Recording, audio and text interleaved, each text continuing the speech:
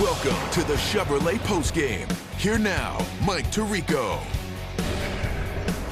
Minnesota Vikings, after 4 straight losses, have now put together back-to-back wins, and that one just about breaks the back for the Cowboys in their hopes of making it to the tournament. Here are the numbers now in the NFC. The Rams slide into the 1 seed. The Bears, with their win at home over Cleveland, is the 2. Philadelphia, a winner of the 3. The Carolina loss puts Tampa back atop the NFC South. Seattle and San Francisco keep pace in the West. Green Bay's loss brings them to 7. Detroit loses but stays in it. Same with Carolina, that has 2 games with Tampa, and they're the Cowboys 6-7-1. They have to win out, and the Eagles lose them all to win the NFC East. Our players of the game tonight, we're going to laud the whole offensive line for their effort around the performance for J.J. McCarthy with 250 yards, 2 touchdowns. Both to Jalen Naylor, and J.J. and Jalen are with Melissa Stark. Mike, thanks, JJ. I'm going to start with you because you told us this season has felt like you were in a washing machine, spinning around, and last week the door opened and you stepped out. What has changed for you in these last 2 weeks?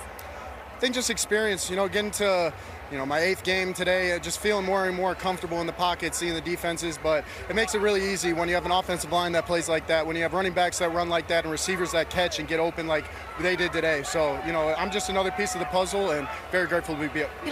Let's talk about that offensive line, because you guys each got a game ball, but the entire offensive line also got a game ball. Can you just give them a shout out? Oh, 100%. This is a unit, it's been wild all year. I think it's been 25 plus combinations.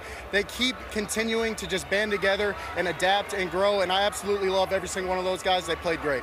I love how he's looking in the camera. You're a media vet. Jalen, your first multi-touchdown game. Will you tell me about your connection with JJ? It's just on the practice field. We just keep finding a way to connect on and off the field. He's telling us little things before the games that he sees on film that that we can use our advantage, and we just try to do that. And you guys found out before you came into this game tonight that you were eliminated from the playoffs, but you still come in, you knock off the Cowboys. What does this win mean for the team for the rest of the season? It's just a thing to keep building on the rest of the way and leading into next year. We just have a one-game mindset no matter what our record is. We just go out there and play one game at a time, one snap at a time, and just try to do our best and win games. And tonight you won that game. So, wait. The gritty, the celebration, the touchdown dance. What does Justin think of it? How does he rate you? I got to ask him, but I didn't like it very much. Got a little stage fright, a little nervous, but we got plenty of time to work on that, and hopefully more opportunities in the future. Exactly, it worked tonight. Congratulations, guys. So much. Thanks, Melissa. It's a big night for him, isn't it?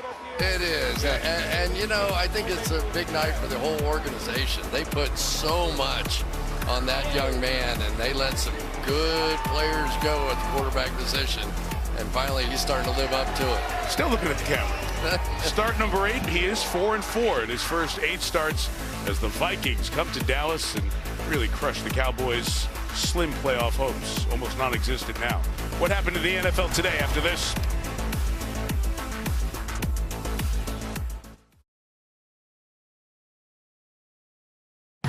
Welcome back to the Chevrolet Postgame. And time now for your Peacock picks of the week. Kick things off with Here Come the Irish. Spirited look at Notre Dame's 2025 football season. Then stream the final season of Bel Air. Get ready, Peacock NBA Monday tomorrow night. Team with the 2nd best record in the league. The Pistons taking on Boston, and then the Rockets and the Nuggets. And Sunday Night Football final getting underway right now. Jack Collinsworth, Tony Dungy, Rodney Harrison. Harrison Smith is the guest on the set. That starts right now on Peacock. Full slate and some very significant results today. The Bills down 21-0 rally in Foxborough. That hasn't happened 133 straight times with the Pats up 17 or more. Buffalo stays alive in the AFC East. Phillip Rivers comes back. Looks like he led a comeback down the field for a last-minute field goal in Seattle. But Jason Myers comes back with a 56-yard game winner, a Sam Darnold drive. The Colts, long road to get to the playoffs. Same true for the Lions, who cannot stack back-to-back wins, could not stop the Rams, who are the first team in the tournament in the NFC, 7th time in 9 years under their terrific coach, Sean McVay. They're the 1 seed out there. And Micah Parsons believed to have torn his ACL in the third quarter of that Packers loss in Denver, 34-26. As Denver keeps winning, they're the 1 seed in the AFC and have won 11 in a row. And the team that had the streak going, the streak of playoff appearances, AFC West championships, Kansas City sees all of that end. Plus, Patrick Mahomes tears his ACL while trying to get a game-tying or game-winning drive. As he goes up the tunnel, Gardner Minshew comes in, is picked by Derwin James. The Chargers maintain their run in the AFC at 10-4. Patrick Mahomes tweeted this about kickoff time here tonight. Don't know why this had to happen. Not going to lie, it hurts. All you can do now is trust in God, attack every single day over and over, thanking the Chiefs Kingdom for their support and prayers. I will be back. That injury, the Parsons injury, just eat at you as football fans because it just stinks to see. But hey, Chris, we talked about it this time last week at Arrowhead. It is, who knows if it's the end of a chapter, an era, all that stuff, but certainly what we've come to see for Kansas City will now look different. It certainly will, and everybody who loves the game of football is going to be upset with some of what happened today. But I also don't want to underestimate what some of these other teams are doing. The Chargers are a hard-hitting, tough, physical football team, and they took that fight to Kansas City even when they were down today. And we saw the same thing out of the Denver Broncos. And we've seen the same thing out of the New England Patriots. So while there are teams that are coming down from the top, there are teams that are ascending that are really exciting, that are young, that are talented, and very hungry going into these playoffs. And especially on the AFC side, there are going to be teams that have not been in these positions before, trying to lock down spots, lock down matchups, or lock down a trip to join us in about 8 weeks, I guess it is, at Super Bowl 60. That'll be fun. Going to be a pretty interesting ride coming up.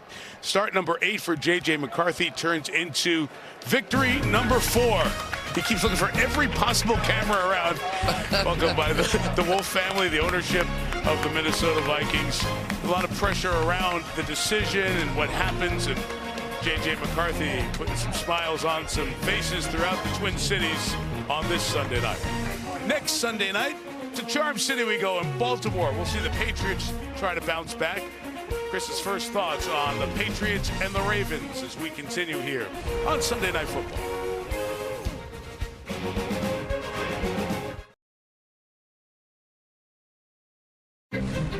Welcome back to the Chevrolet Postgame. There's so much riding on this game. An MVP candidate.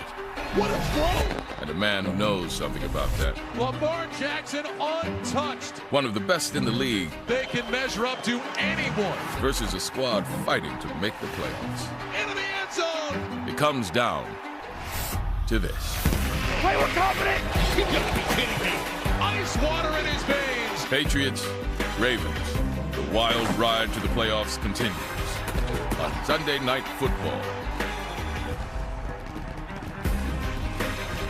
Flex here on season 20 of Sunday Night Football for week 16, and here's where those two principles are. New England had their chance to win the division, had Buffalo right in their building, had the big lead.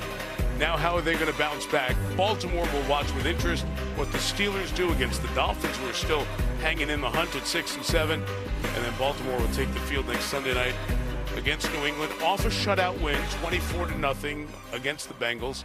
The question is, will the Ravens take that step with time running out? They control their own destiny with this thing, right? So, I still, I felt this way about Kansas City, and they kept losing. But Baltimore and Buffalo are those teams that have been in the playoffs. They have that kind of experience. A lot of young, new teams, new quarterbacks in the AFC this year.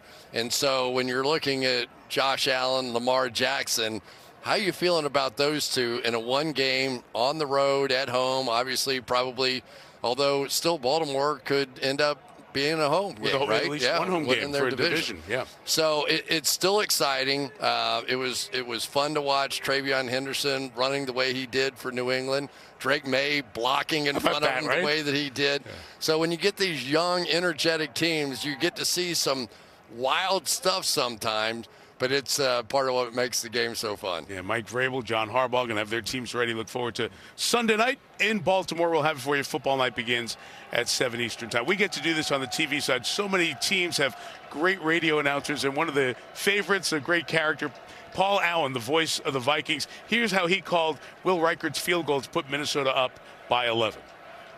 53-yard try by Will Reichard to win the game. Snap. Spot. Reichard. Right-footed kick is good. Where there's a will, there's a win. That's my guy. I'm going to take a drink over there. He calls the horse races at Canterbury Park in Minnesota. Paul's one of the great characters in the league. I wish you'd call our horse winning a race. It'd be nice. Wouldn't that at some point get a horse to win a race? Brad Sham, of course, been the longtime voice of the Cowboys and some of the folks who do this job on the other side of the medium. Final score here tonight in Arlington, 34-26. The Vikings get the win, severely damaging the Cowboys' playoff hopes. Coming up next, except on the West Coast, it is your local news. Thanks to our producer, Rob Hyland, our director, Hall of Famer, Drew Esikoff, an entire team Sunday night. We just love hanging with our football family. Chris Collinsworth, Melissa Stark, Terry McCauley, Mike Tirico. Good evening from Arlington. Big win for the Vikes here tonight as they beat Dallas by 8. See you next Sunday night.